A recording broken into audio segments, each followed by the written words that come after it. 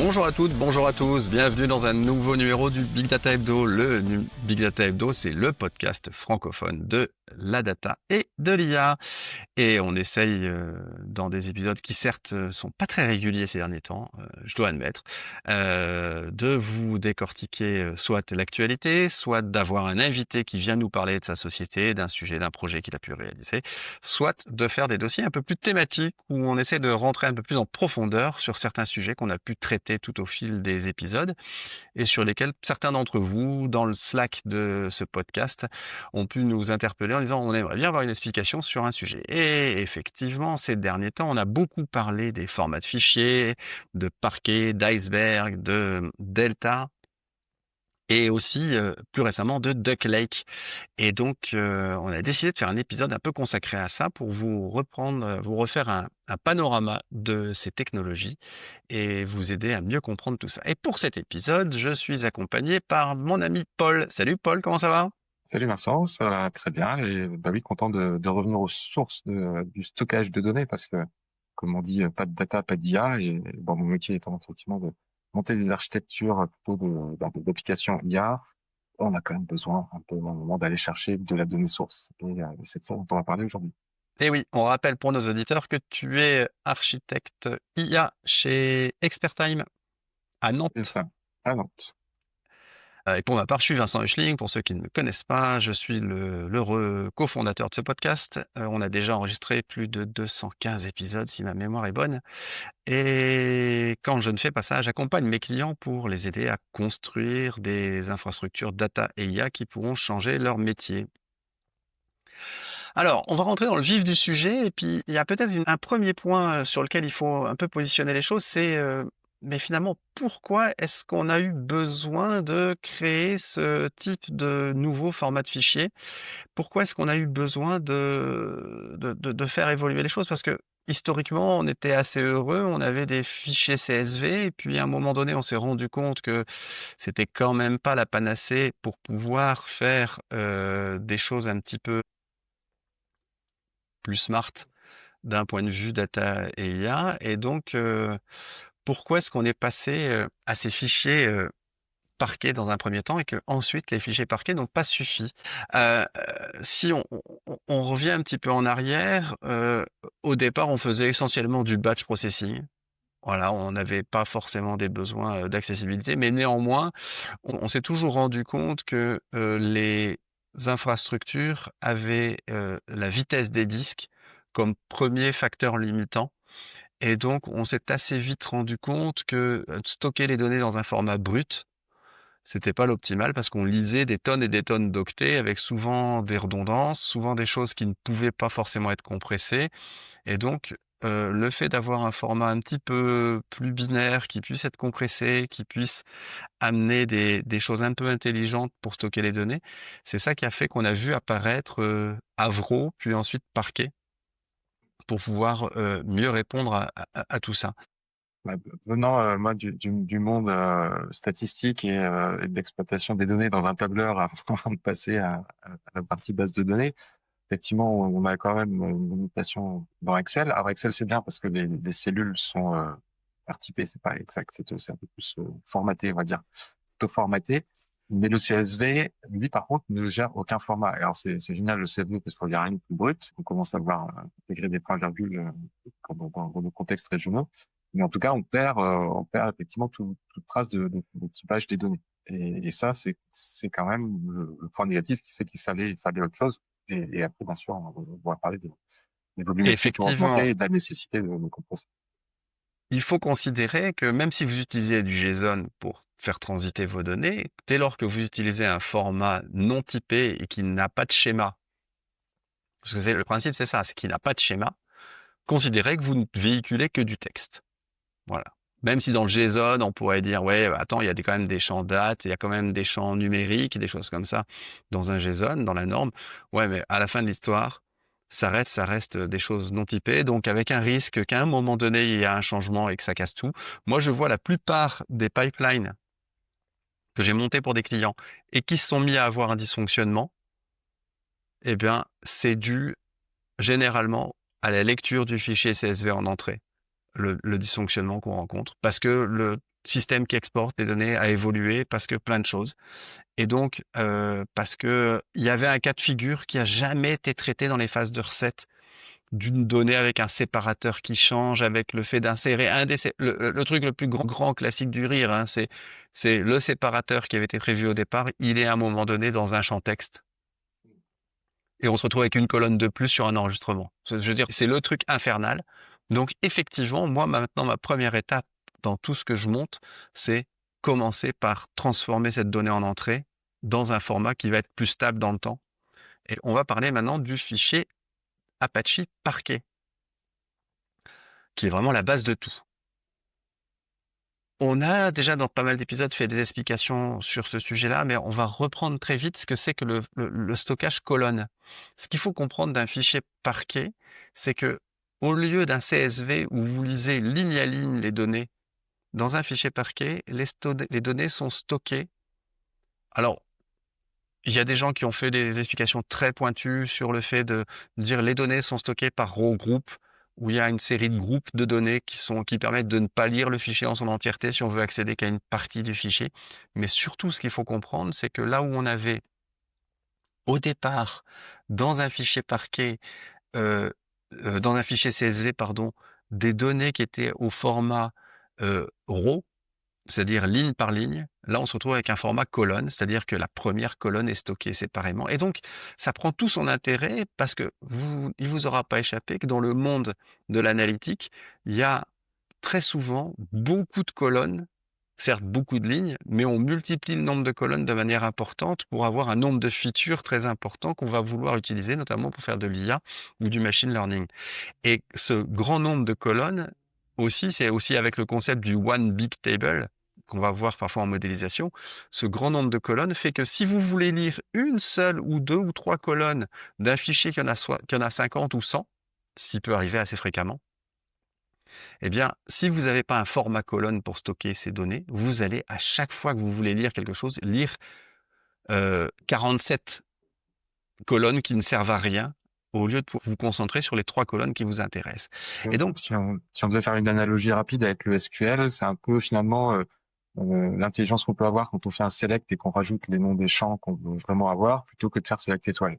Et exactement. si on le dit ça, voilà, n'importe qui a 2 semaines d'expertise en SQL a compris cette chose-là. Et on transpose finalement cette logique sur le fichier.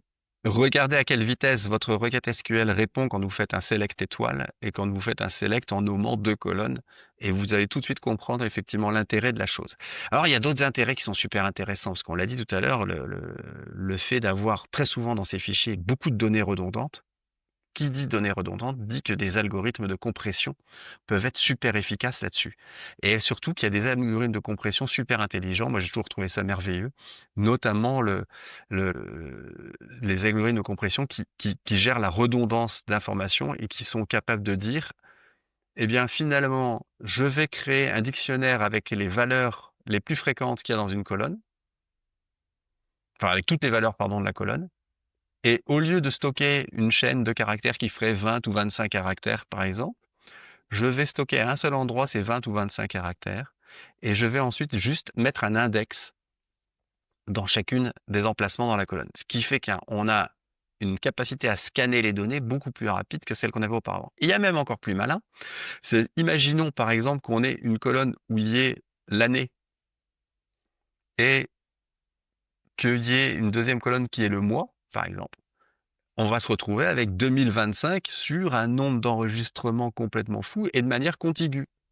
Et là, le mode dictionnaire dont on vient de parler à l'instant est encore augmenté, c'est-à-dire qu'au lieu de donner l'index de la valeur dans le dictionnaire pour sur chacune des lignes, il va juste stocker à part de dire, ah, dans cette colonne-là, de l'enregistrement 1 à l'enregistrement 5000, j'ai cette valeur-là.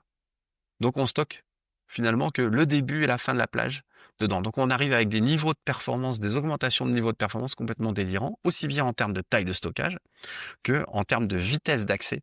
Et donc ça, c'est assez fabuleux. Et donc le stockage, il va être fait de la manière suivante. On va réunir tout ce set de colonnes qui fonctionne, tout ce set de colonnes qu'on a pu extraire au lieu, on pourrait se dire, ah, on va faire un seul morceau de fichier avec toute la colonne en entier. Non, on va faire ça par regroupe, ce qui permet de dire, bon ben voilà, les valeurs qui vont de telle valeur à telle valeur sont dans ce groupe-là. Et donc, on a une structure très hiérarchique pour descendre à l'intérieur du fichier. Et donc, de pouvoir aussi rapidement savoir quel regroupe il faut aller interroger. Et ça, c'est vraiment super rapide. Et typiquement, moi, c'est une des démos que je fais souvent quand je fais notamment avec DuckDB, de la lecture de fichiers parquets. Je lis un fichier parquet de 500 mégas qui est à distance.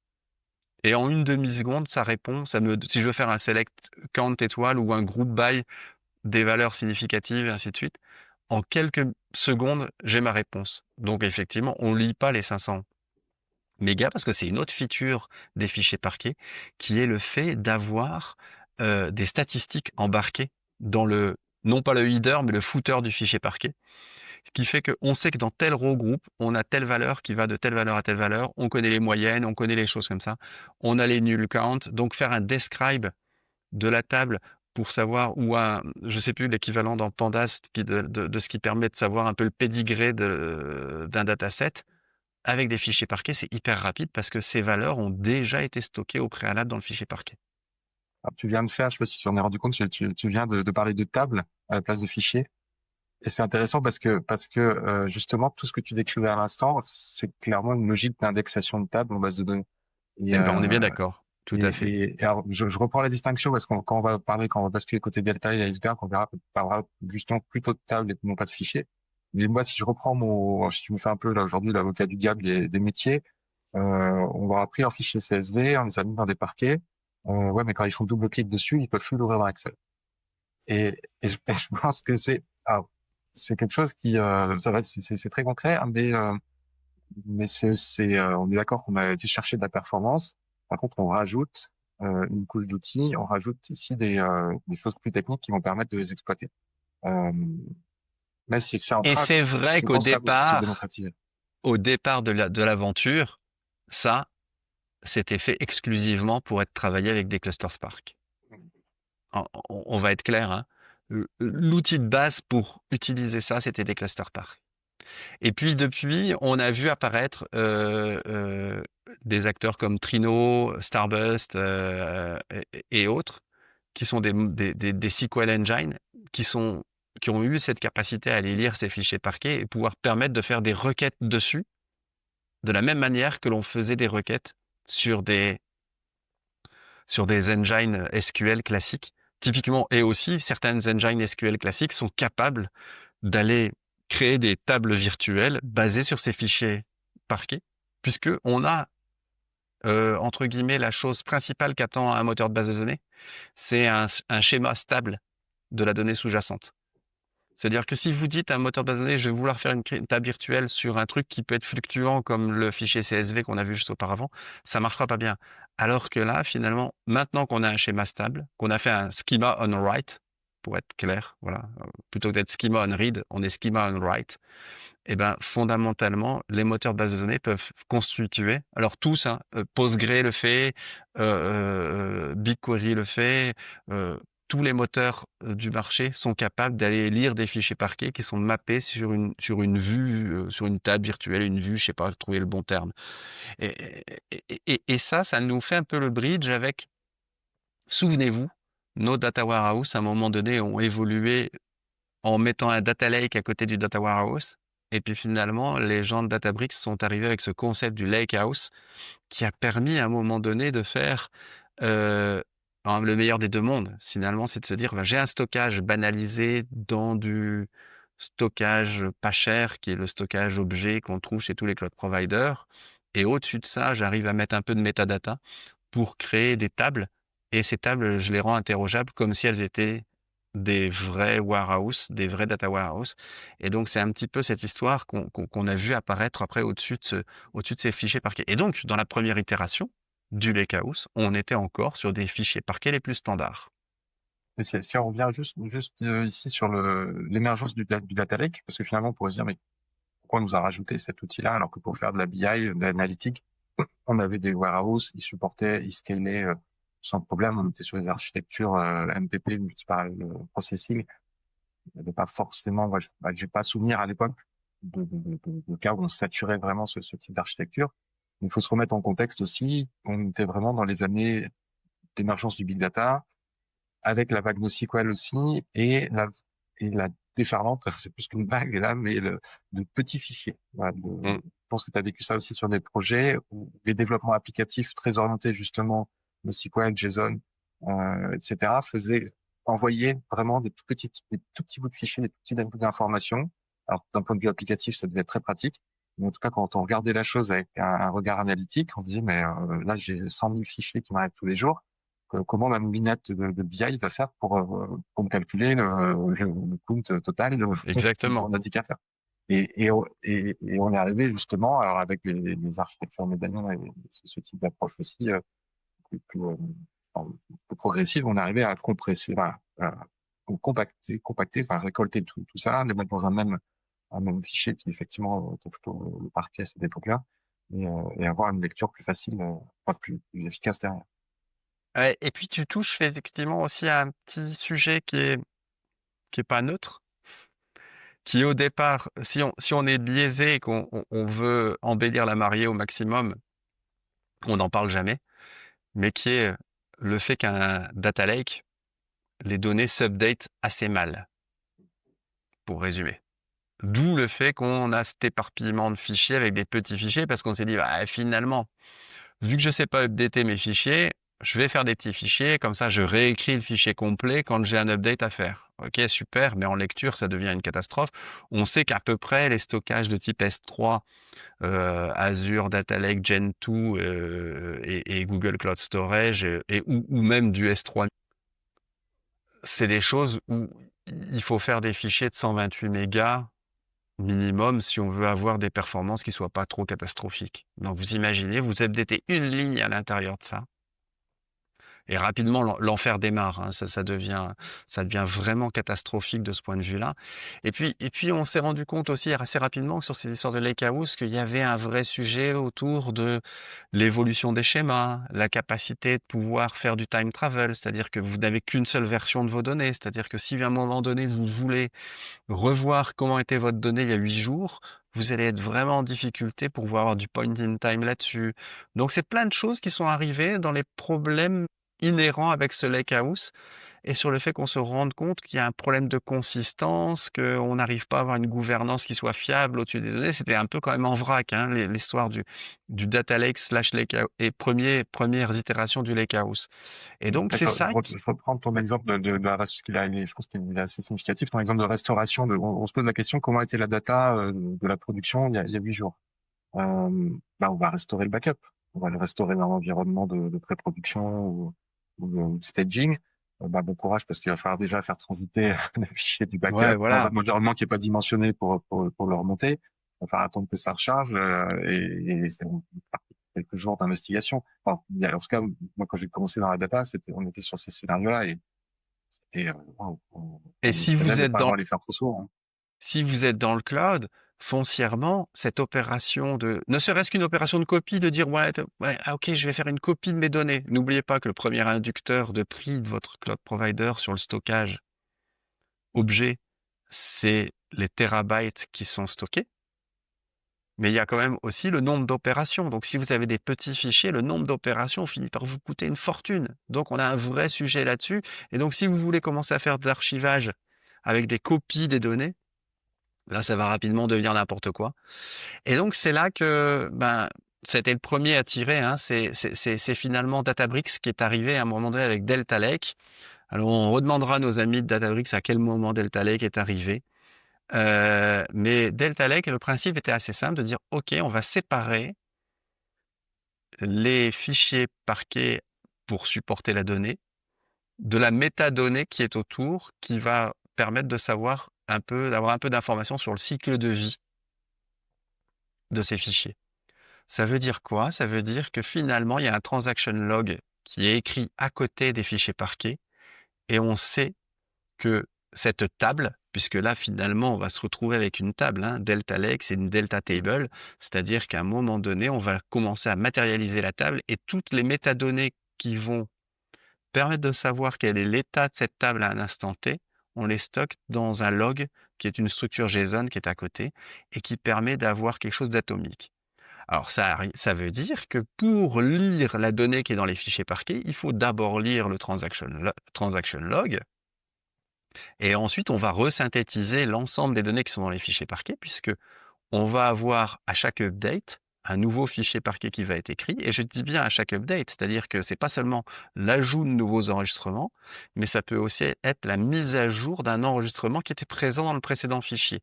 Et donc, si vous lisez les fichiers parquets sans passer par ces transaction logs, vous allez vous retrouver avec des lignes dupliquées. Vous allez voir même vous retrouver avec des lignes qui ont censé être dilétées et qui sont indiquées comme ayant été dilétées dans le transaction log, qui apparaîtront encore dans ce que vous allez lire. Donc, on se retrouve avec quelque chose où on va plus lire les fichiers parquets de manière brute, mais on va les lire au travers d'une API qui va permettre d'analyser le transaction log et de resynthétiser les fichiers dans le bon ordre. Donc, foncièrement, là par contre, une énorme optimisation, puisque le problème de time travel dont on parlait à l'instant, il devient super facile, puisque vous prenez le transaction log, vous vous mettez sur un point dans le temps, dans le passé, et vous regardez qu'est-ce qu'il y avait dans le transaction log jusqu'à cette date-là, et vous allez aller lire les bons fichiers parquets, puisque les fichiers j'ai oublié de le préciser, ces fichiers sont évidemment immutables. Ils n'ont jamais été transformés ni quoi que ce soit.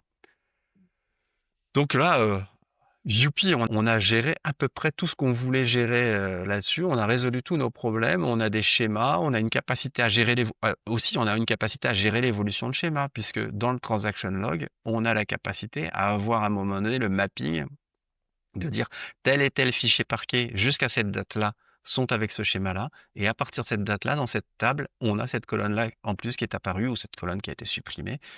Et puis on est capable à ce moment-là d'avoir effectivement des choses super faciles à synthétiser. Donc c'est vraiment un truc qui change la vie dès lors que vous avez quelque chose avec un cycle, que vous voulez avoir une attention sur le cycle de vie. Si votre truc c'est tous les jours je récupère un export complet de ma base de données et j'annule et remplace le précédent, bon, ok,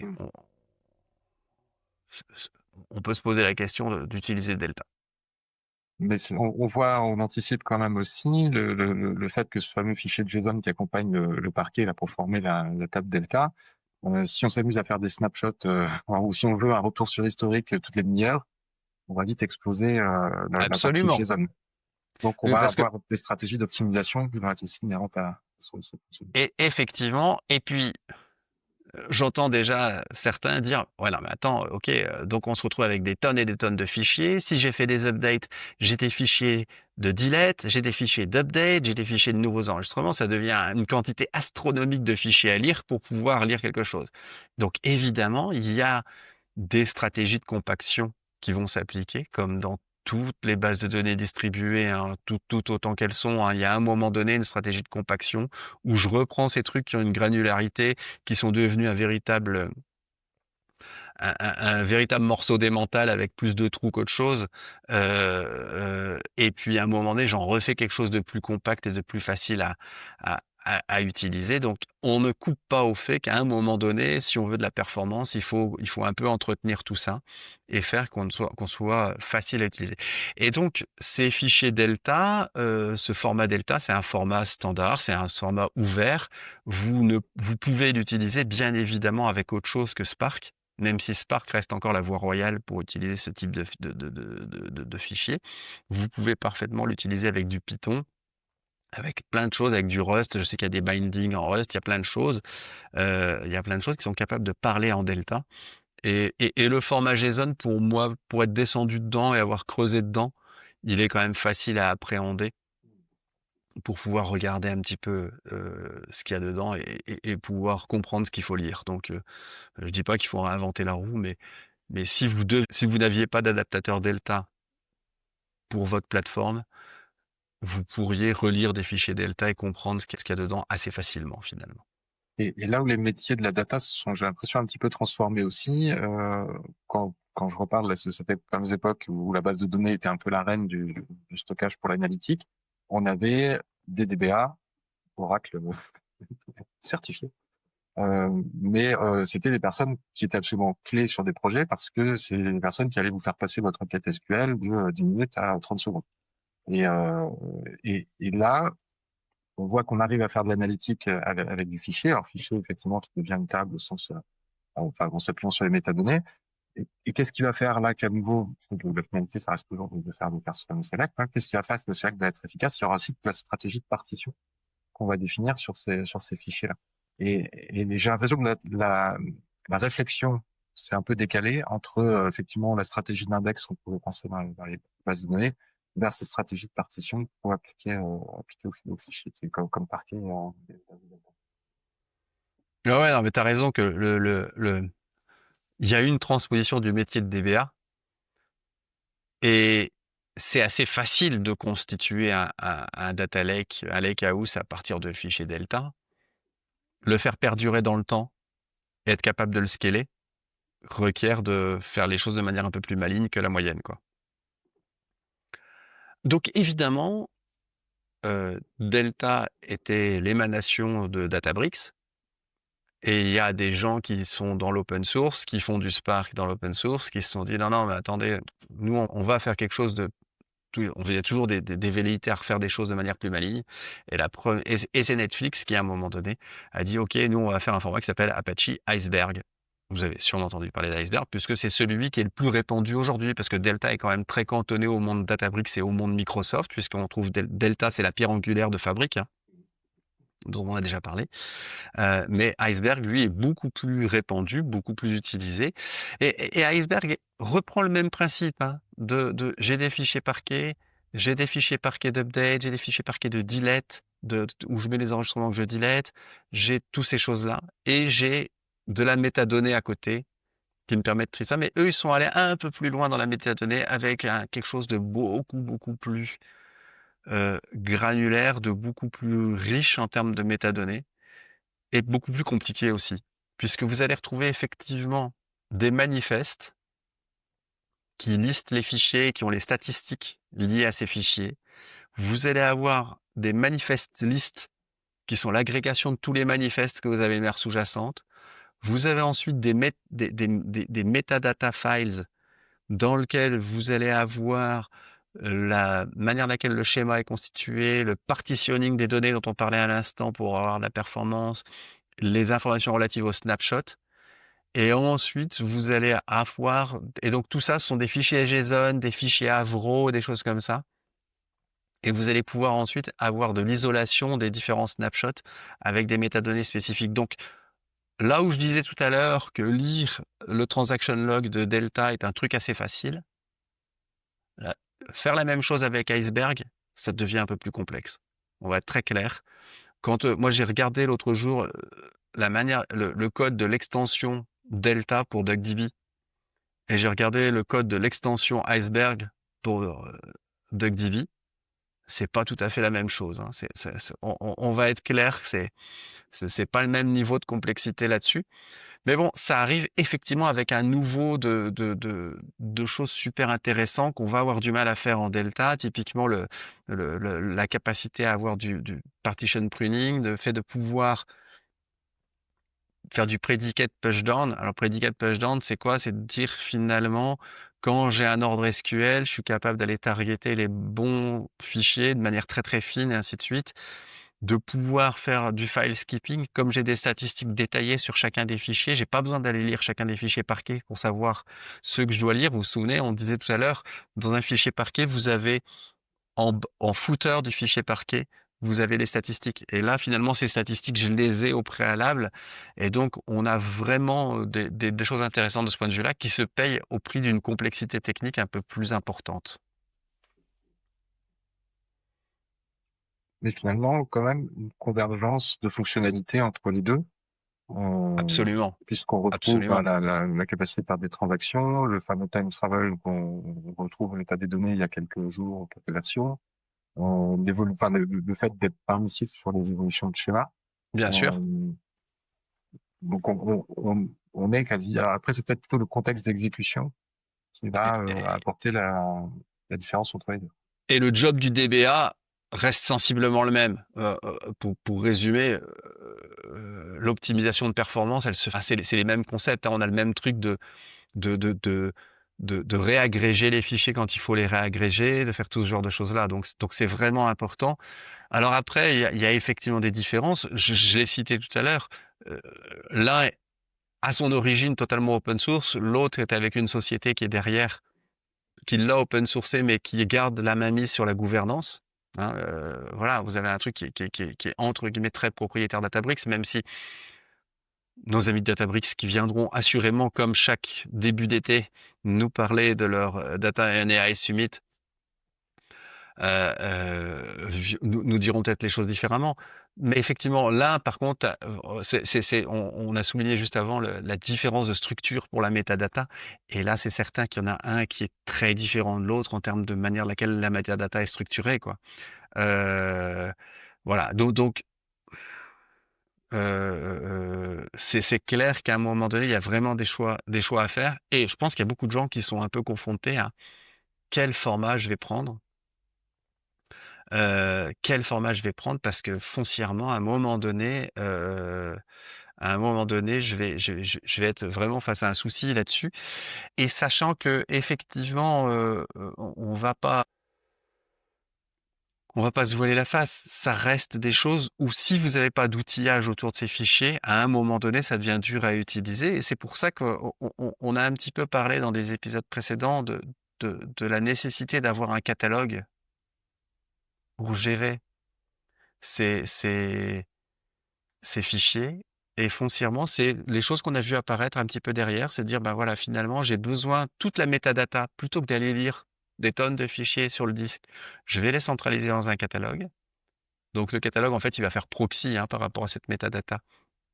Et il va mettre un petit peu entre guillemets en cache là-dessus. Ça va me permettre de mettre un peu de gouvernance, de savoir, de dire, attends, tel utilisateur, je vais lui donner accès à tel snapshot, pas tel snapshot, à telle donnée, à telle table, pas à telle table, et ainsi de suite. Et d'avoir aussi un schema registry. Vous vous souvenez, quand à chaque fois qu'on a des formats de données, des choses qui sont sérialisées, c'est vachement bien d'avoir un schema registry. J'interroge ma schema registry, je récupère l'ensemble des champs que je peux avoir dans dans un enregistrement auquel je vais pouvoir accéder, plutôt que d'être en mode discovery, j'ouvre l'enregistrement et j'essaie de savoir ce qu'il y a dedans, ou même de récupérer le schéma juste au moment où je lis. Donc ça, c'est vraiment les choses qui existent là-dessus. Alors pour le schema registry, vous vous souvenez, on vient quand même d'un monde où il y avait du Hadoop à l'origine. Il y a encore des gens qui utilisent le Hive Metastore pour pouvoir stocker leur schéma. Ça requiert d'avoir un Hadoop. Donc si vous avez encore un Hadoop, vous pouvez faire du Hive Metastore, mais par contre ne faites pas de l'Hadoop juste pour avoir un Hive Metastore, je pense que ce serait une erreur là-dessus. Et puis sinon après on va retrouver tous les providers, tout ce temps qui sont, ont leur catalogue. Databricks a évidemment son Unity Catalog. Tabular était une solution commerciale qui permettait d'avoir l'équivalent pour Iceberg. Il y a évidemment il y a un catalogue avec Iceberg qui est avec Iceberg, je ne sais plus comment il s'appelle. Il y a Polaris comme catalogue. Bref, il y a plein de catalogues. Globalement, tous ces catalogues, ils fonctionnent de la manière suivante. Ils vous exposent un endpoint d'API que vous pouvez aller consulter pour pouvoir récupérer des pointeurs vers la donnée sous-jacente. Et donc pouvoir être assez facilement interopérable de ce point de vue-là, quoi. Donc voilà, c'est clairement euh, les sujets qu'on va trouver là-dessus, c'est clairement un petit peu euh, comment organiser, comment être capable de faire des choses vraiment très précisément, sachant que ces catalogues vont pas forcément permettre de solutionner les problèmes qu'on avait auparavant de compaction automatique, de nécessité de gérer les partitions. Ils vont pas le faire pour vous, mais ça va être quand même un très bon support à tout ça. Et ce qu'on sait, c'est que c'est de toute façon devenu une bataille assez forte. On a vu il y a un an, c'est Databricks qui avait racheté, qui avait racheté des technologies de catalogue pour pouvoir avoir une intégration plus forte avec et pas avoir que leur Unity Catalog. Snowflake a fait pareil en open sourçant leur catalogue. Je crois que c'est Polaris, si le nom euh, euh, m'échappe pas. Il y en a un qui est assez marrant dans ces catalogues, c'est Nessie. Nessie, donc c'est un catalogue qui est totalement open source, je crois qu'il est dans la fondation Apache, Apache, et qui fonctionne avec une stratégie très Git. Et à la Git, c'est-à-dire que vous êtes capable de faire des branches, de considérer que vous avez des branches sur vos données, ça va faire des snapshots sur lesquels vous allez pouvoir travailler, enfin, tout ce genre de choses-là. Donc c'est assez amusant dans la manière de laquelle c'est fait. Mais effectivement, vous allez pouvoir utiliser les API directs de l'ensemble de ces formats de table. Je suis toujours un peu... Parquet est un format de fichier et Delta et Iceberg sont des formats de table. Euh, Mais foncièrement, dès lors que vous allez vouloir scaler, il va vous falloir un catalogue. Il va falloir mettre vos métadonnées, les rendre accessibles à de multiples utilisateurs simultanément, enfin tout ce genre de choses-là, quoi. Parce que sinon vous en sortirez pas très rapidement, quoi. et alors, admettons que j'ai fait le mauvais choix.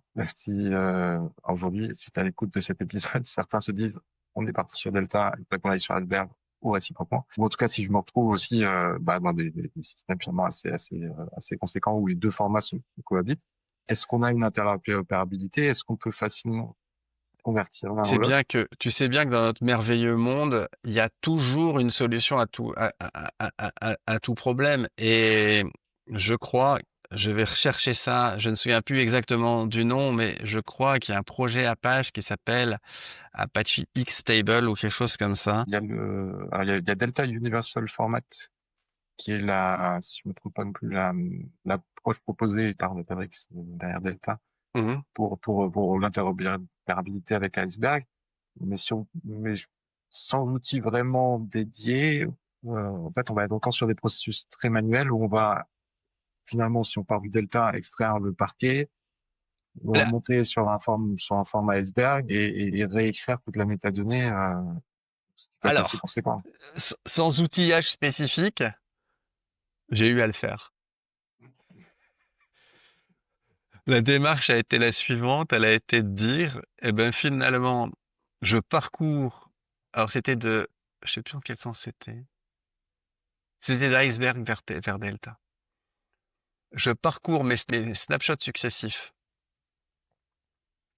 iceberg, parce que évidemment, quand on veut faire ça, autant s'emmerder jusqu'au bout et vouloir reproduire les snapshots dans le temps. On va pas juste reprendre la dernière copie de la donnée, sinon c'est pas marrant.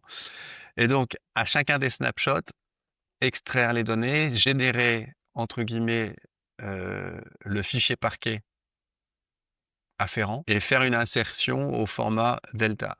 Autant dire, c'est quoi quand il y a une vidéo de mecs qui font des trucs un peu casse-gueule et ils mettent en dessous, ne refaites pas ça chez vous. Euh, Voilà. Si vous devez retenir un truc, c'est ne refaites pas ça chez vous, hein. Ça a été l'enfer, cette histoire. Et foncièrement, voilà, il y a depuis quand même des gens qui sont un peu penchés sur la question. Et il y a par exemple Apache qui a un truc qui s'appelle Xtable, qui est un projet qui est normalement fait pour être interopérable entre les différents formats et d'être capable de dire, bon ben voilà, j'ai une API unique pour pouvoir gérer les différents formats et être capable de réécrire ça. Bon, entre guillemets, on est sur des formats ouverts, comme je le disais tout à l'heure. Relire l'un et transformer la métadonnée de l'un pour faire la métadonnée d'un autre est quelque chose qui est totalement... On pourrait se concentrer à se dire, je reprends juste, je transforme juste le log de l'un pour faire le log de l'autre. C'est tout à fait possible. Euh, c'est pas méchant à faire.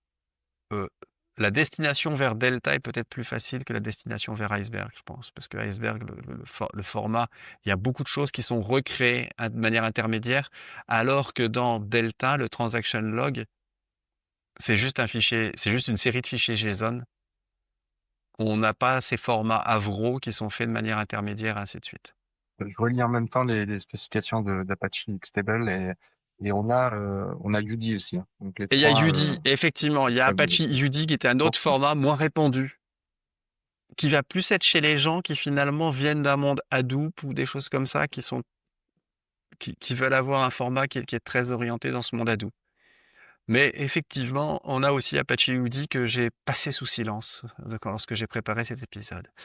Et alors, et, et qui est utilisé par Uber. Je suis en train d'en chercher là. Il y a une société, ouais, enfin, on est dans les gros de de la big data. Enfin, les sociétés qui utilisent fortement les approches big data, c'est Uber Ouais, tout à pour fait. une C'est partie toujours sur chez, LinkedIn. chez ceux-là hein, qu'on voit poindre ce genre de grosses évolutions et de grosses mises open source de plein de choses. Parce que foncièrement, c'est eux qui ont une capacité d'ingénierie et qui ont un niveau d'échelle qui justifie le fait de se pencher de manière un peu conséquente sur cette typologie de questions, quoi. Ce qu'il y a de certain, c'est que pour nous, simples mortels, la probabilité d'avoir besoin de refaire de l'ingénierie et de refaire un format table est finalement assez limitée. Et vous allez me dire, c'est presque une transition toute nommée par rapport à ce que l'actualité nous a apporté ces derniers temps et qui a valu à certains d'écrire. Mais pourquoi avoir recréé un format de table? Bon Dieu, c'est pas possible. Et effectivement, il n'y a pas d'épisode, vous savez, sans que je puisse placer un peu de DuckDB dans l'épisode. Alors je l'ai déjà fait parce que j'ai parlé tout à l'heure de comment est-ce que j'avais regardé la complexité des formats de table. Mais récemment, on a les gens de DuckDB Labs qui ont open sourcé un nouveau truc. Alors, ils disent que c'est un produit totalement séparé de DuckDB, oui, ce qui est pas totalement faux. Ils ont sorti Duck Lake. Et Duck Lake, alors, soyons très clairs, la finalité de Duck Lake n'est pas de remplacer Delta ou Iceberg à aucun moment. C'est pas du tout la même vocation, ce sera pas du tout la même vocation d'intégration, mais ils se sont rendus compte d'un certain nombre de choses. C'est que, DuckDB, alors soyons très clairs, ils le disent pas comme ça, mais dans leur motivation, il y a quand même le fait de rendre DuckDB multi-utilisateur, ce qui n'est pas le cas aujourd'hui. C'est-à-dire que si vous avez une instance DuckDB qui référence des fichiers parquets qui seraient sur votre disque, eh bien, vous n'êtes pas capable d'être à plusieurs utilisateurs dessus. Donc, ils avaient un vrai sujet là-dessus. Typiquement, moi, j'ai des trucs où on fait de l'analytique sur des fichiers parquets qui ont été référencés dans des vues qui sont dans une base DuckDB. Ben, on peut y accéder quand il n'y a pas de processus d'update en cours, donc c'est quand même pas super, hein, on va être très clair là-dessus, c'était quand même pas pratique. Et là, ça solutionne vachement ça, ils récupèrent le même principe que celui dont on parle depuis tout à l'heure. Vous avez des fichiers parquets qui ont leurs métadonnées, et on va récupérer cette métadonnée qui est dans les fichiers parquets et les mettre dans une base de données. Alors, qui peut être une DuckDB comme base de données, mais vous recognez le mono utilisateur, donc c'est pas marrant. Ou ça peut être effectivement, vous prenez une base Postgre à côté, et donc là on reboucle un petit peu, on revient à la bonne vieille époque quand on avait le Hive Metastore qui était dans une base de données à côté du cluster Hadoop, hein, finalement. C'est-à-dire que pour stocker le Hive Metastore, il fallait quand même une base de données à côté.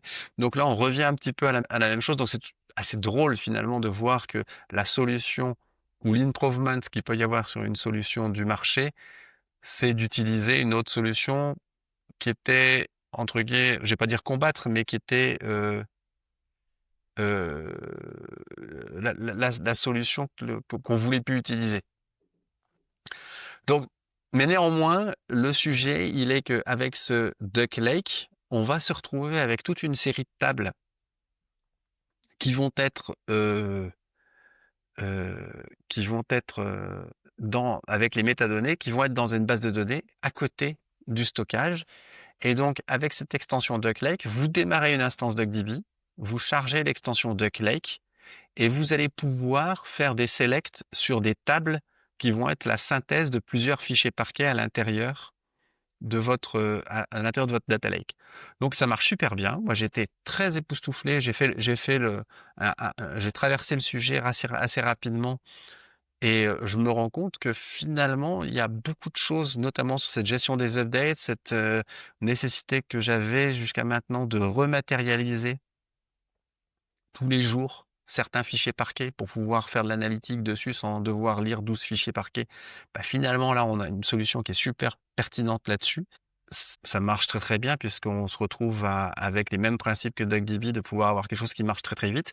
Et l'une des motivations que disait dans sa conférence introductive sur ce sujet Anaïs Mulezen, une de ses motivations, c'était aussi de ne plus avoir à parcourir plein de fichiers de métadonnées avant de commencer à faire une requête. Il dit foncièrement, vous vous rendez bien compte que quand vous avez du fichier Iceberg, quand vous avez des tables Iceberg, pardon, vous devez lire plein de fichiers de métadonnées avant de commencer à faire une requête. Alors que là, finalement, bah, vous avez récupéré l'extension DuckLake. Qu'est-ce qu'elle va faire? Elle va aller lire dans votre repository qui est la base de données et elle va créer, entre guillemets, une pseudo-vue qui va être l'association de tous les fichiers parquets sous-jacents et vous allez requêter ça sans avoir à vous poser de questions.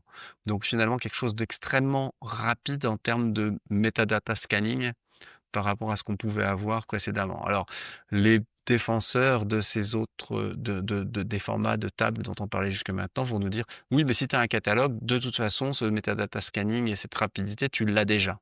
C'est vrai. Mais DuckDB a ce côté très léger et très facile en termes d'infra, qui est quand même super intéressant sur ce sujet. Et moi, c'est une bonne extension finalement de choses que j'ai pu faire par le passé. Et effectivement, quand je vois le lakehouse que j'ai monté pour des clients basé sur du DuckDB, finalement, c'est super bienvenu d'avoir ça parce que ça permet d'entamer l'étape suivante de manière super, super intéressante.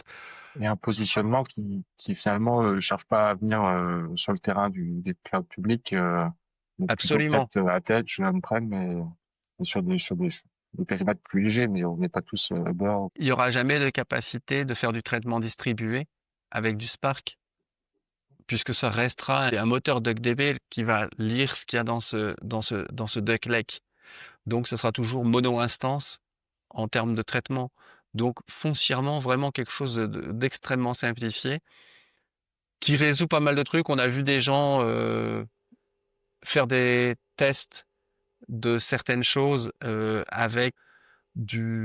en mettant du Apache Arrow pour pouvoir faire les écritures et je te fais faire un data lake like avec DuckDB.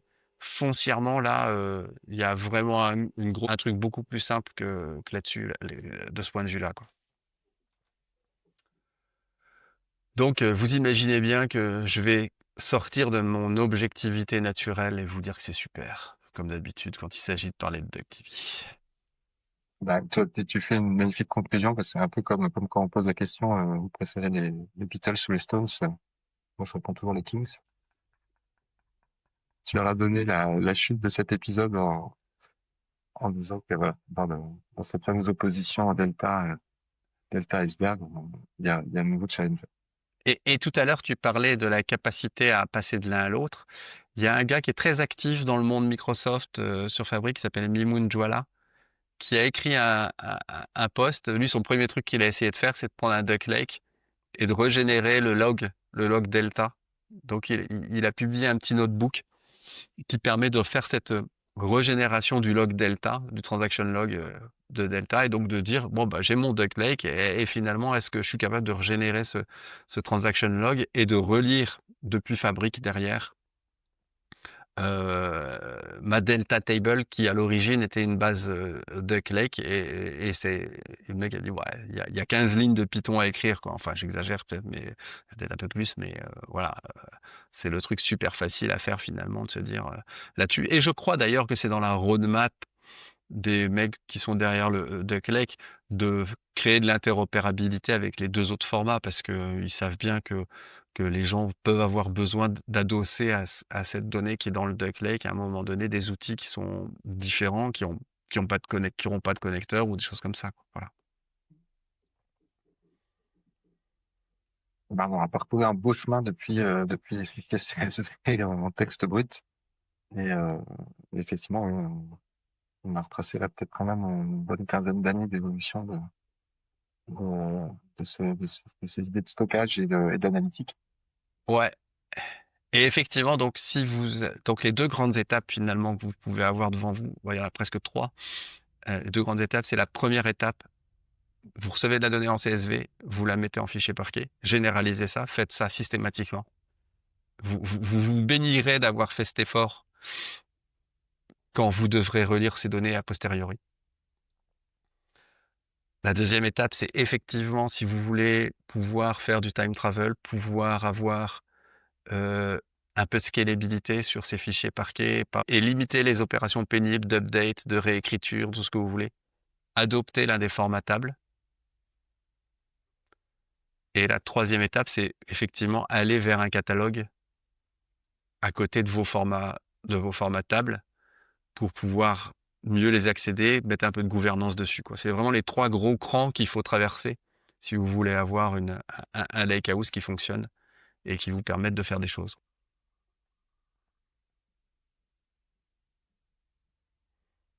Eh ben, mon cher Paul, je crois qu'on a fait le tour du sujet. Enfin, un tour. On n'est jamais exhaustif, hein. On aurait pu rentrer à 3 levels en dessous en termes de complexité qu'on aborde, mais foncièrement, je pense que ça permet de refaire une petite synthèse sur le sujet, et d'apporter un peu euh, de vernis à nos auditeurs sur le sujet. Donc c'est pas mal, quoi. Et sans digression, sans trop de digression pour une fois. On me dirait à l'écoute de cet épisode, mais on est resté quand même assez Ouais, centré on est resté très sur le sujet. focus finalement. On essaye on est malade mais on se soigne, hein, vous remarquerez.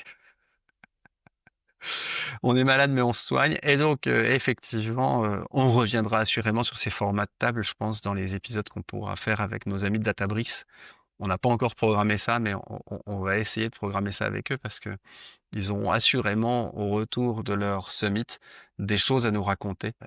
Et je serais pas étonné qu'autour du Lakehouse, il y ait quelques annonces qui nous permettent de faire ça, puisque ça se déroule exactement en ce moment, alors qu'on est en train d'enregistrer cet épisode. Donc, on ne sait pas encore de quoi on va parler avec eux, mais il y aura vraisemblablement des choses qui tourneront autour de comment faire des data warehouse et des lakehouse, j'en suis certain.